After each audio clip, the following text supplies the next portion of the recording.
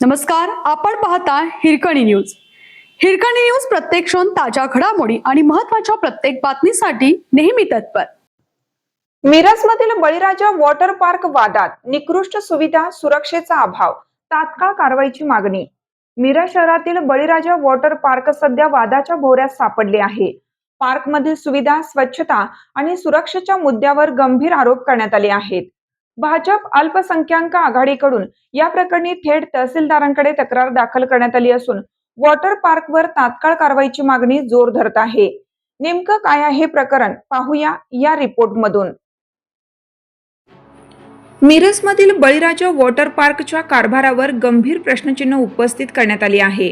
भारतीय जनता पार्टीच्या अल्पसंख्याक आघाडीचे पश्चिम महाराष्ट्र प्रमुख असलम सय्यद अत्तार यांनी तहसीलदारांकडे लेखी तक्रार सादर केली आहे. या तक्रारीत वॉटर पार्कमध्ये ग्राहकांना निकृष्ट दर्जाचे अन्न दिले जात असल्याचा आरोप करण्यात आला. तसेच स्विमिंग पूलमधील पाण्याची गुणवत्ता अत्यंत खराब असून त्यामुळे आरोग्याचा धोका निर्माण होत असल्याचे नमूद करण्यात आले आहे.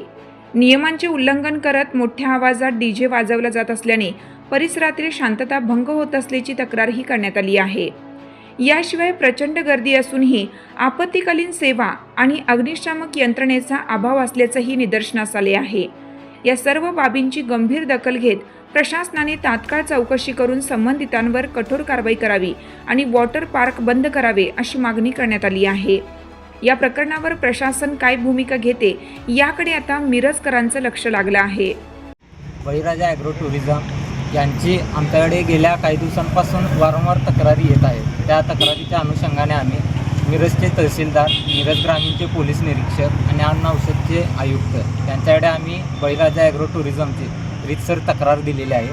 त्या तक्रारीच्या अनुषंगाने आम्ही आज तेथे पाहणी केलं असता पाहणीमध्ये आम्हाला स्विमिंग टँक, त्यानंतर जे खाण्याचे पदार्थ आहेत ते तेथील ध्वनी प्रदूषण यामध्ये अत्यंत चुकीचे प्रकार आणि पूर्ण नियमांची पायमल्ली होत असल्याचे दिसून आलेले आहे. त्या अनुषंगाने आम्ही मिरज ग्रामीणचे पोलीस निरीक्षक यांच्याकडे ध्वनी प्रदूषणाबाबत तक्रारसुद्धा दिलेली आहे.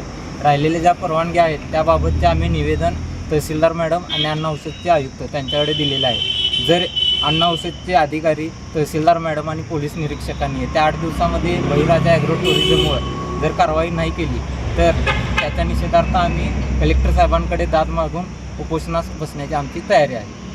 आपल्या हिरकणी न्यूज चॅनलला लाईक करा, शेअर करा आणि सबस्क्राईब करायला विसरू नका आणि रहा अपडेट.